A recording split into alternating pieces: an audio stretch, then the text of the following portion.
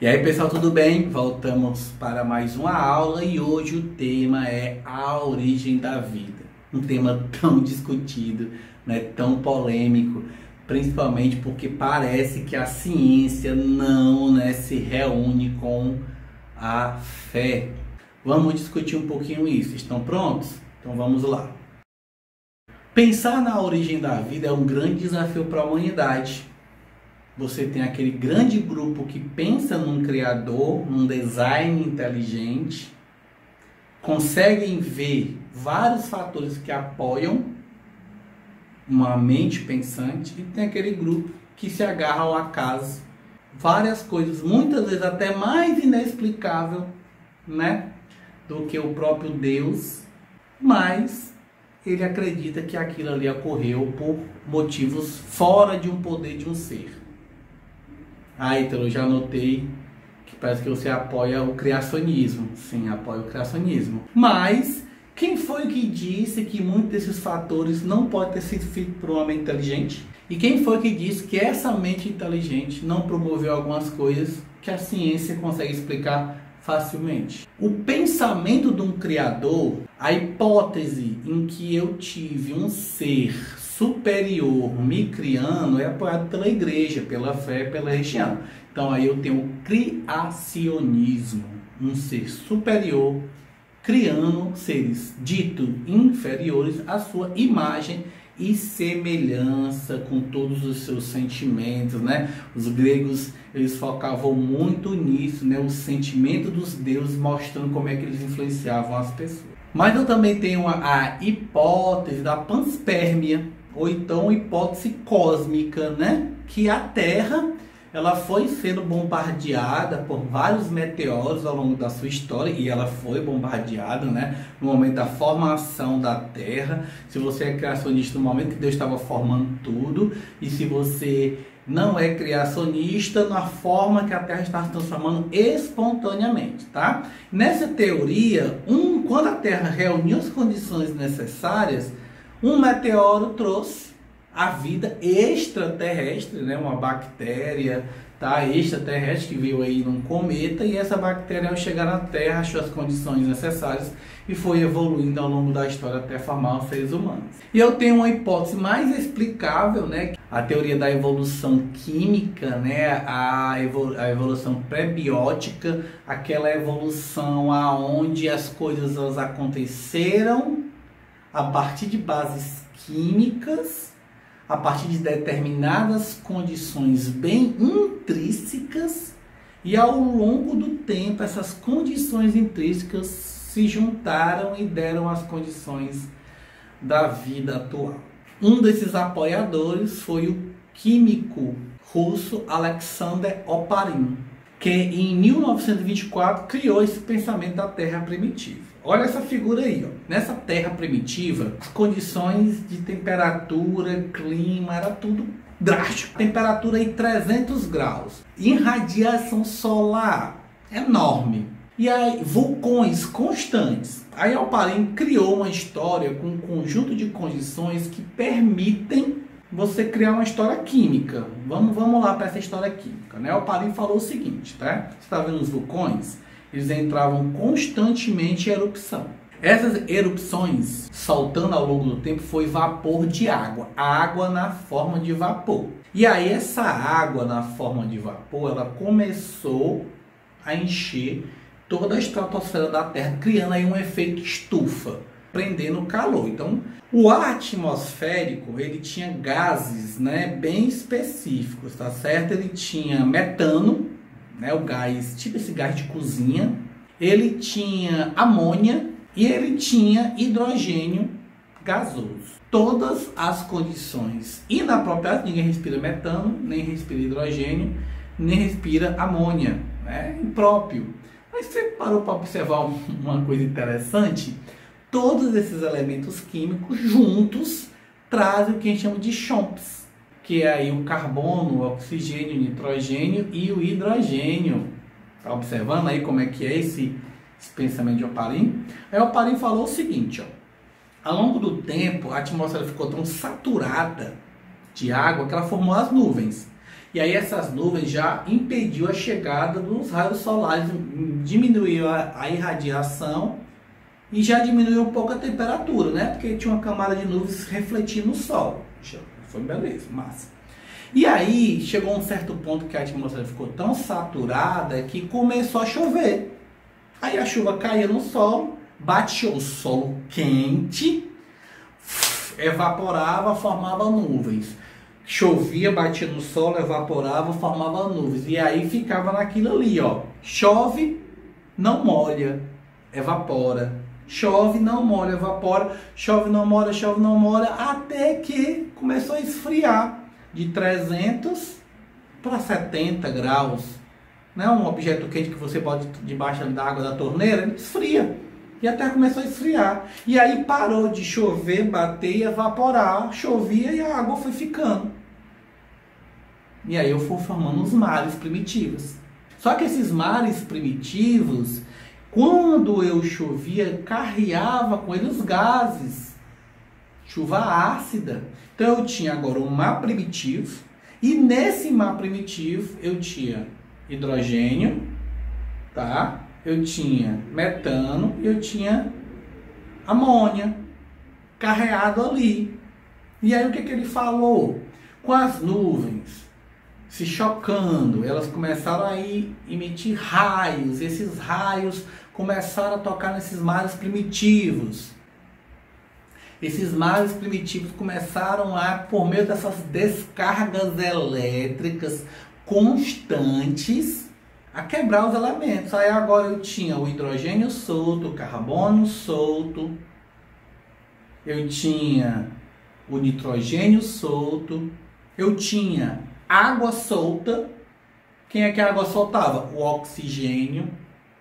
E aí esses raios começou a fazer uma sopa de letrinhas, né? Uma sopa de elementos químicos. E aí no solo tinha enxofre, tinha iodo, né? Tinha outros elementos químicos, né? Potássio, fósforo. E esses elementos começaram a formar micélios, que ele chamou de coacervados. Quem eram os coacervados? Né? Eram moléculas proteicas, né? Eu comecei a formar aí as proteínas, eu comecei a juntar os carbonos, né? Os nitrogênios, os hidrogênios e os oxigênios e formei as primeiras substâncias orgânicas, que foram as proteínas. E essas proteínas, elas possuíam na sua cobertura um micélio, uma capa de água. E aí eu formei os coacervados. Na visão de Alexander Oparin, foram as primeiras protocélulas. E daí começou tudo, né? Esses coacervados evoluíram, formaram aí as células verdadeiras, que formaram aí as bactérias, que aí tinha outro grupo que se agregou a essas bactérias, formaram as cianobactérias, né, por englobamento. Aí essas bactérias criaram núcleo, formaram protozoários, fungos, plantas, animais, e aí estamos aqui hoje. Ítalo, loucura, isso aí, meu amigo, esse homem fumou o quê, né? Esse homem tava doido, tomava que remédio? Mas, em 1953, uma dupla de cientistas americanos, né, Miller e Urey, decidiram fazer, por meio de um aparato, uma vidraria, um experimento de Oparin. Vou fazer a Terra primitiva de Oparin. Outro, como é que vai fazer isso aí? Peraí, se liga aí na parada. Aqui eu já tenho uma ideia. Aí ele pegou, fez uma vidraria, eles fizeram a vidraria, e isso era monografia de formação, né? Um era o professor, o outro era o aluno. Vamos lá, eu gostei da tua ideia, vou comprar essa ideia, vamos fazer, vamos ver se dá certo. Bora. E foram. O que ele fez? Ele fez uma vidraria. Numa das vidrarias, ele imitou quem? Quem começou a história? Os vulcões. Então, tinha a vidraria com água, né? Ele começou a esquentar essa água e, olha aí, ó, simbolizava um vulcãozinho liberando o quê? O quê? Vapor d'água. Muito bem, esse vapor d'água vinha subindo pelo caninho e ele chegava num outro tubo. Esse outro tubo era a atmosfera primitiva, tá bom? Atmosfera primitiva. O que tinha na atmosfera? Metano, amônia, gás e hidrogênio. Tinha esses três, então eu tinha um tubo com isso. E aí começou a chegar o que no tubo? Água. Pronto, então eu tinha aquela atmosfera lá das nuvens, né? Tinha as nuvens com vapor d'água, metano, amônia e hidrogênio. Massa. E aí tá faltando o quê? Tá faltando o quê? Chover. De tanto ele esquentar aquela água, começou a condensar. Beleza? Começou a condensar. E aí se eu deixar condensar, vai formar água. Beleza, tranquilo. Só que lembra qual foi o grande detalhe lá? Os raios. Não foi isso? Os raios. E aí o que ele fez? Botou 2 eletrodozinhos que davam o quê? Choque naquela mistura. Então agora eu tinha água, metano, amônia e hidrogênio e eletrodos liberando raios que imitavam o quê? Os raios elétricos, né? Os trovões com os raios daquela época. Aí o que aconteceu? Choque naquela mistura, começou a condensar numa vasilhazinha embaixo. Ele começou a juntar a substância que dava. Se o oparin estivesse certo, o que era para ter naquela substância? Proteína. Se não tivesse proteína, o oparin estava o quê? Errado. E olha a surpresa, tinha proteína naquela substância. Com micélios, com capas d'água. Então o oparin estava certo. Mas, em nem um minuto ao longo do tempo, aqueles micélios, aquelas proteínas que se formaram com películas d'água que foi, né, surgindo da verdade da formação das ondas, quebrando, aí formou bolhas com as proteínas dentro, formou célula. Mas pelo menos do ponto de vista, né, estava certo, pelo menos do ponto de vista químico. E já tem cientistas atualmente que dizem que não eram esses gases que estavam na atmosfera, né, em vez do metano era o CO2, e com CO2, olha que coisa incrível, com CO2 não forma proteína. Forma proteína se tiver metano, mas se tiver CO2 não forma. Então, o grande pensamento de oparin ainda não foi totalmente provado. Não sabendo com certeza como é que a vida surgiu, eu tenho pelo menos que criar uma história de como ela conseguiu seguir, né? Então vamos pensar que o oparin estava certo. E aí eu crio 2 hipóteses, né? Eu crio a hipótese heterotrófica e a hipótese autotrófica. Na hipótese heterotrófica, indivíduos heterotróficos que não fabricam o seu próprio alimento, anaeróbicos, porque na época não tinha oxigênio, então tinha que ser um indivíduo anaeróbico, estava sobrevivendo naquela água. Depois de quem?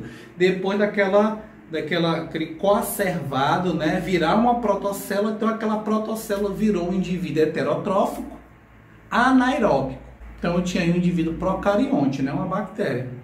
E bactéria anaeróbica faz qual processo?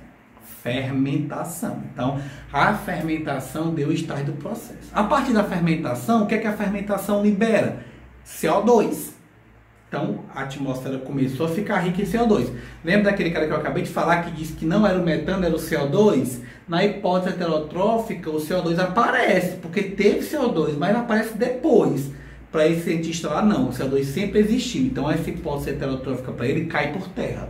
E aí, com a atmosfera começando a se encher de CO2, por conta da fermentação, abriu a porta para a transformação desses indivíduos heterotrófos anaeróbicos em indivíduos autotrófos. Esses indivíduos autotrófos, só que indivíduos autotrófos que começaram a captar esse CO2, juntar com a água do meio e fazer qual processo?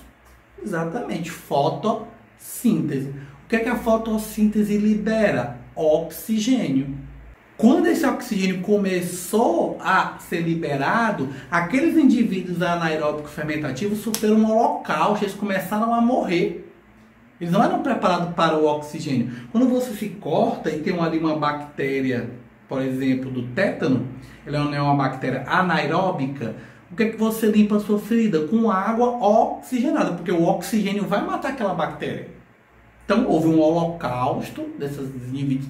Claro que não morreram todos, né? Não com a morte 100%, eles ficaram em locais anaeróbicos e a partir daí os indivíduos autotrófos fotossintetizantes, liberando oxigênio, deram passagem ao surgimento dos indivíduos, né? Aqueles indivíduos heterotrófos anaeróbicos, alguns conseguiram fazer mutações e se transformaram em indivíduos heterotróficos aeróbicos. E aí esses indivíduos heterotróficos aeróbicos fizeram a parceria com os indivíduos autotróficos, né? Eu faço fotossíntese, libero oxigênio para ti, tu pega o oxigênio, faz a respiração celular e libera CO2 para mim. E aí as coisas começaram a se equilibrar. Já na hipótese autotrófica, quem é que começou tudo? Um indivíduo autotrófico. Mas como é que eu vou começar autotrófico se não tem oxigênio na atmosfera? Como é que eu vou começar a fazer processos autotróficos se não tem oxigênio na atmosfera? Simples. Esse indivíduo, ele acabou sendo um indivíduo autotrófico quimiosintetizante. Ah, entendi. Então ele pegava produtos químicos daquela água e fazia processos, né? Fotossintetizantes não, quimiosintetizantes, exatamente. E aí ele começou a liberar o que nesse processo? CO2.